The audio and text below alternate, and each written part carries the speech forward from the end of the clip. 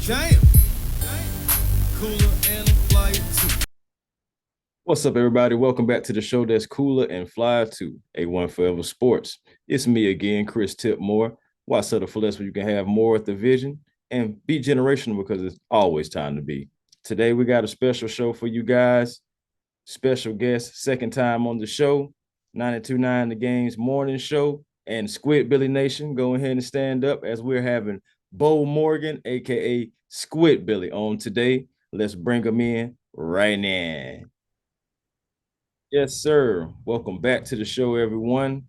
Beau Morgan, aka Squidbilly. Squidbilly Nation, y'all might as well stand on up because it's your guy right here. How you doing, Beau? I'm good. How you been? Hey man, every day is a great day. I can't complain, man. Just another day in paradise, man. Sports paradise, you know? Well, we get to talk about what we love and the teams we love and the players we love watching. It is paradise. I mean, that's pretty well put. There's no other way to put it, really. Um, Especially kind of the run we're getting in our summer sports with baseball. So it's been a fun summer so far.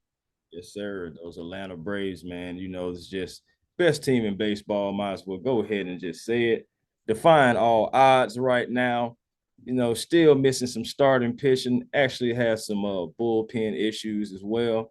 And the trading deadline is upon us. You know, it's right here, man. It's right here. And of course, the Braves have been linked to a few players. I would like to start with one player in particular, Mr. Shohei Ohtani. Yeah, Mr. Shohei Ohtani. Now, I was on a live with Gary Sheffield Jr. the other night, and I brought it to his attention as well as another friend of mine, Mr. Smitty. And I was telling these guys, I said, hey man, Ohtani's great. You know, I'm listening to him and I'm saying Ohtani's great, Ohtani's great. You know, I'm hearing everything, and I'm just feeling like if the Braves trade for Shohei Ohtani, yes, he's a great player. Yes, you know, you wouldn't be able to do anything to stop the Atlanta Braves. I understand that. But I'm thinking about the chemistry. But when I brought that to Mr. Sheffield Jr.'s attention, he was telling me that the Braves are not constructed with chemistry pretty much. Okay. um, well, I actually follow Sheffield Jr. I think I follow him on Twitter or I see his stuff a lot. I tend to like a lot of his takes. Not sure I necessarily agree with that take. I think the team may have not been constructed with chemistry in mind per se, but I don't see how you watch this team night in and night out as you and I do, and not see chemistry on this team. Just look at Arcia, Albies, Acuna Jr. and Ozuna. Look at the way those guys interact with each other. Every time something happens, chemistry. People can. I feel like with chemistry in sports, it's subject to how whoever the eye of the beholder, basically. But this team has a lot of chemistry, and it's got leadership as well. Probably the most embattled player as far as the fan base is concerned was Marcelo Ozuna for the longest time, and all he's done this year is have a really good year after a poor start. Oh, and by the way, guess who the guy was who stood up and used his veteran leadership to help Michael Harris Jr., a young player who was struggling because basically his season started out injured. So I don't necessarily agree with that. I don't. To me, I'm not overly worried about chemistry because I don't believe that Ohtani is a player that is going to come in and not try to just slide under the radar and fit in. Now he would get a lot of pub and a lot of attention, but I'm not really sure that would be an issue. I think that might be welcome for some players because it would take attention away from them and they could just do their job. The problem for me, and you didn't ask me, but I'm going to give my opinion. The problem for me with the trade deadline and Shohei is and I said this the other day, how good do you really get better when you add him? And the reason I ask that is because it's not like you're going to be able to trade AJ Smith-Shawver, Braden Shoemake, Von Grissom, and about 5 prospects be named later. The Angels are going to want starters. You're going to lose an Austin Riley or I don't think Sean Murphy would be a guy. I don't think obviously that would probably be a guy that you wouldn't trade, but you're going to lose a core player or two. You know, it's going to take more than a bunch of prospects and AAA guys because it's just we don't have the farm system that we've had. I mean, a lot of the Michael Harris would be a guy you could trade him for, but if he was still in the farm system, but guess what? He's up here now. Yep. So there's just not a lot to give up unless you're giving up starters. It might cost you a Max Fried, or it would probably be more likely that they would ask for a Strider type player. Yeah, your pitching gets instantly better. You have now a full rotation, and that's without maybe Bryce Elder and Mike Soroka and Bryce Elder, because you're going to add Shohei, so you could have, you know, when healthy, Fried, Ohtani, Strider, Morton, and then Kyle Wright possibly, right, when he comes back. So your starting pitching is great. But this offense does get weaker, even with the addition of Ohtani, because I believe you're trading away at least 2 bats. And to me, that's where I'm not willing to do that. Not to mention you have to turn around and pay a contract that this team has shown in the past, I don't know, since Liberty Media owned it, that it's not going to pay a $500 million contract for a player that age. Yeah. Well, the thing about it is, I didn't mention this in the live, but I mean, we have 2 teams who have the highest payrolls in the Mets and the Padres. And so we see that stockpiling talent doesn't always guarantee you championships. And at the same time, you know, you see those 2 struggling franchises, and they don't have what the Braves have. They don't have the chemistry that I was talking about. So you bring in Ohtani, yeah, he's a great player, generational player, you know, 1 in a million, but I feel like it just hurts them. And me and my buddy Smitty, we came up with a trade scenario that what it would look like for Ohtani. So it's funny that you mentioned 2 out of the 3 guys. As we was mentioning, it would probably have to be Marcell Ozuna, Max Fried, and Austin Riley for Ohtani. And I'm not willing to do that either. No, I'm not either, because if you told me I gave those 3 guys up and I'm in a World Series this year, another one, I would do it right now. But that's not what that tells me. And I'm not sure if they would take Ozuna. I know he has a year left, I believe, if I'm not mistaken. And he's played well this year. Yeah. But this is year 3 of the contract, right? Mm-hmm. So it's a 4-year deal, if I'm not mistaken. But the Fried thing, now they're going to have to turn around and pay Fried. The Angels would after next season, which should be pointed out. And then Austin Riley's locked up. I mean, I just don't know if I'm going to give up was Riley like 26, 27? A player that age with a team-friendly deal. And that's the thing for me. I think we get a little bit overzealous as fans because we see these big names and we want them. And I think you have a good point with the Padres and how they've stockpiled guys, and the Mets. And the Dodgers only have 1 World Series with all and that was a strike, not a strike, but excuse me, that was a season that was shortened due to COVID. Exactly. So it doesn't guarantee it, and especially when a lot of that talent is older. And that's one of the things, if you've noticed all the things Alex Anthopoulos has done, he has stockpiled talent relatively on the cheap, or I guess that, I don't like that terminology. I would say team-friendly way. And Ronald Acuna Jr., I think you got him to 27, and that's a team option maybe for 28, or it's a team option for 27. You know, eventually you're going to ask yourself, you basically, if you do the Shohei thing, I don't see you signing Ohtani and Ronald. Now, a lot of guys will say, well, yeah, but Ohtani could get us 2 World Series, and we might not get that with just Ronnie. It's true. But Ronnie's younger, and he's gotten longer, I think, to be the player he is. I also think I don't know if you can put a price tag on how important he's been to the 2023 Braves to this point. Outside Ohtani, Acuna Jr. is the best in the MLB. Period. Best baseball player in the MLB. If there was no Ohtani, he would have no equal, because you see the things that he's doing right now. Anyway, man, he's definitely an MVP candidate. I don't want to disregard a guy like Matt Olson, who is having a year, by the way. But just talking about just Ronald Acuna, he's probably going to have about 40 homers, over 70 steals. I mean, easy. So that it's just, I feel like the Braves have enough. They don't need like a Tani, because I mean they're already like top 5 in many categories.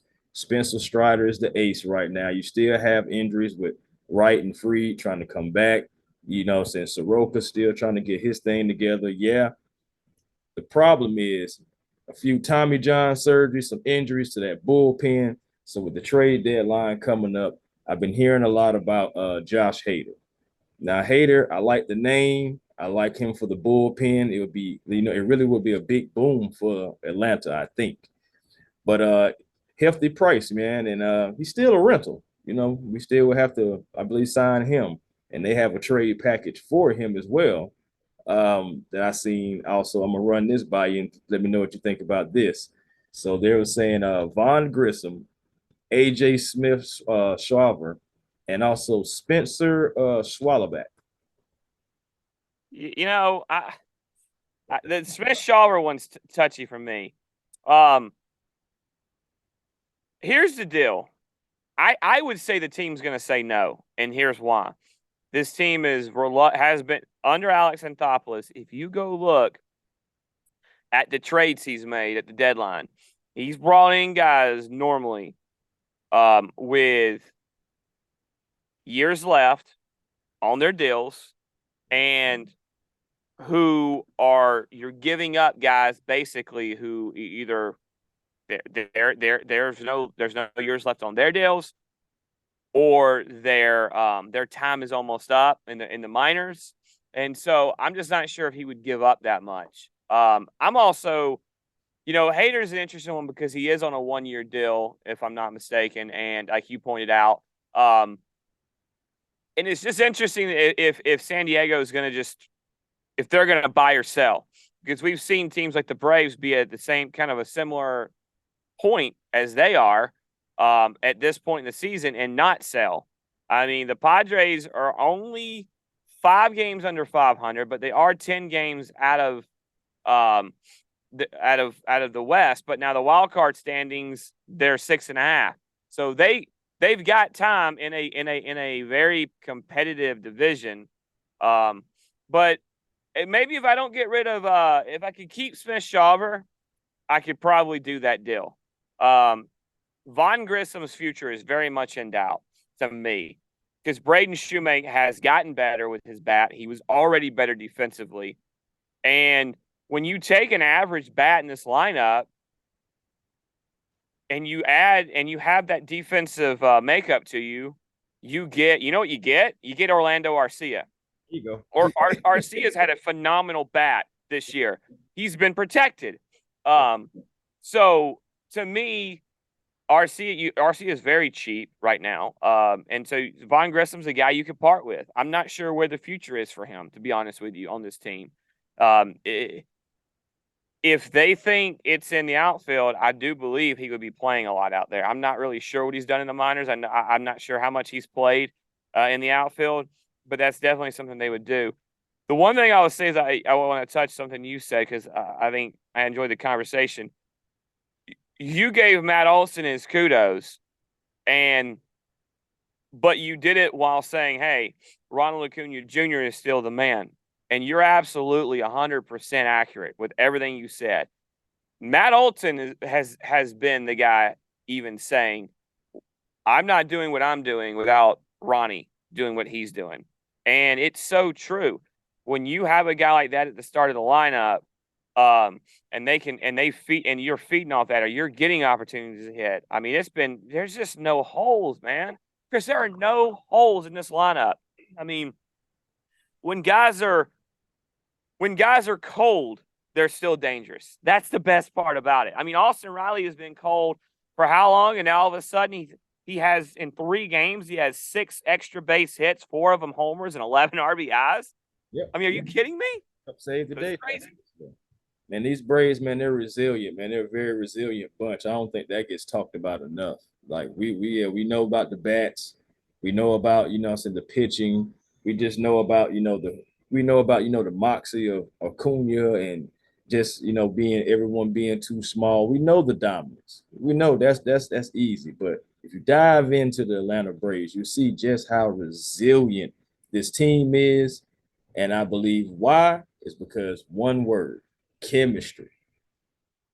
If you don't have chemistry between guys who can push each other, who can say, hey, look, you're messing up, and the other guy can take it. And, so you have guys who coming in and just being the vocal leaders. And like you said earlier with Ozuna, with the veteran leadership, helping a guy like Michael Harris. I'm just saying, you trade that guy away for Ohtani. Ohtani wouldn't have been able to come to Michael Harris and tell him. I mean, maybe I don't want to doubt Ohtani, but I'm just saying you already have guys in place, so you need to switch that. Maybe some bullpen help, but leave the bats alone. Well, look, I think you make a good point, and I think the fact that those guys, Michael Harris came up with Ozuna there. Whether we as fans see Ozuna doing anything or not, it's amazing that sometimes guys can have that locker room existence that we don't know about and that we take for granted. And that's where I tell guys all the time, being a leader in the clubhouse is not overrated. It's underrated. Fans downplay it when it's convenient and they upplay it when it's convenient. But in reality, having veteran leadership in dugouts and in clubhouses, like in baseball, is important. You don't bring guys in to be bench coaches now or player coaches, but if you can bring a guy in that can still contribute, but also brings in that leadership factor, kind of like I hope what Calais Campbell can do for the Falcons, that's really important, right? That's something that matters to me. If you added a starting pitcher and maybe some back end bullpen depth is what I need. I like Raisel Iglesias. I think it was an underrated move last year at the end of the season or at the trade deadline. But the fact of the matter is, he's had a Will Smith-esque season where it's been shaky in the 9th inning a lot. There has been a few blown saves. There's also been opportunities where he's gotten things done. He's also, I'll be honest with you, the one thing that's been the most disappointing for me about this Braves team is I don't feel like they've been their best defensively. Yeah. And we've seen that from everybody, from Riley to Olsen to Albies to Arcia. All these guys have been phenomenal at times, but they've also not been good at times. Michael Harris has had some miscues in the outfield this season.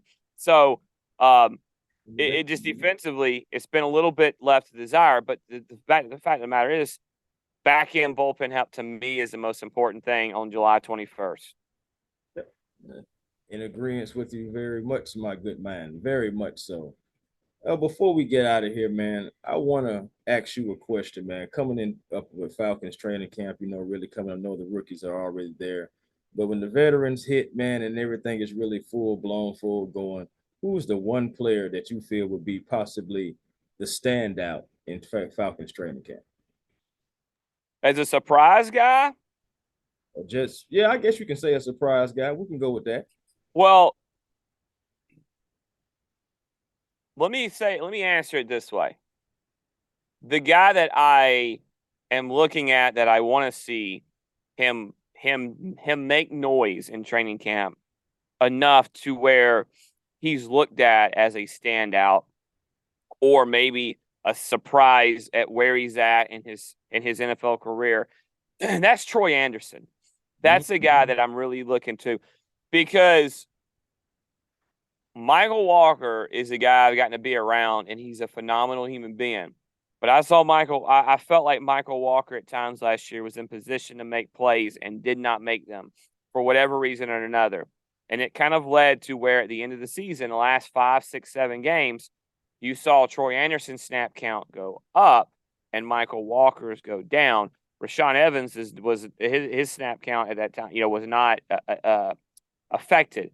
And so I kind of want to see that step when Ryan Nielsen was brought in as a DC, and in his press conference, he raved about Troy Anderson and what he thought Troy Anderson could be and what he wants to get from him. And so I think, to me, that's a guy that I kind of look at to make a jump.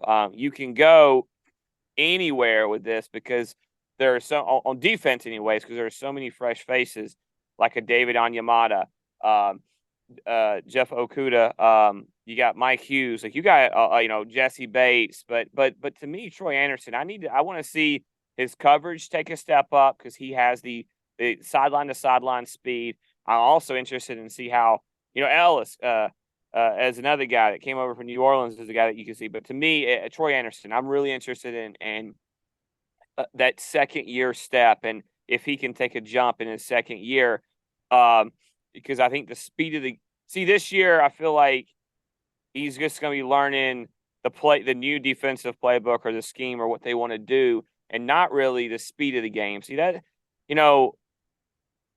position where like he plays, you can't underestimate as a rookie the effect that the speed of the game can have on you, if that makes sense. I mean, it's a lot, right?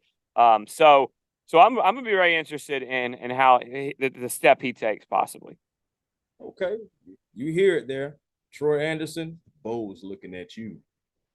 Yes, sir. Yes, sir. Well, don't tell him that. Don't tell him that. I don't want to see him on a team. I don't want to sell him on a team bus or plane. He's like, hey man, you think? Or at practice next week. Well, you think I wasn't good enough last year? I kid. Okay. All right. Good dude. No, from what I can tell, he's a phenomenal human kid. And yeah, no, you can tell him. I'm fine with that. I think we'll be okay. Okay. All right. Besides, Squidbilly Nation got you anyway, right? That's right. They'll stand up for me. Yes, sir. Well, let them know where they can find you at, Beau. Well, you can find me every morning from 6 a.m. to 9 a.m. on Sports Radio 92.9 The Game. I co-host the morning shift with national college football reporter Tiffany Blackman and former Alabama offensive lineman, All-American, and former Atlanta Falcon Mike Johnson. And if you just want to go toe-to-toe with me one-on-one, it's at Squidbilly 929. So just find me there, and we'll have we'll hash out all things sports. Yes, sir. Yes, sir. And we definitely gonna have Beau back on the show once again, man, as he's always a good, person to have on the show. So until next time, be generational because it's always time to be. Why settle for less? We can have more with the vision. Come on back to the show that's cool and fly too. A1 Forever Sports with Chris Tip Moore, Beau Morgan. Until next time, peace and blessings to you, and we will holler.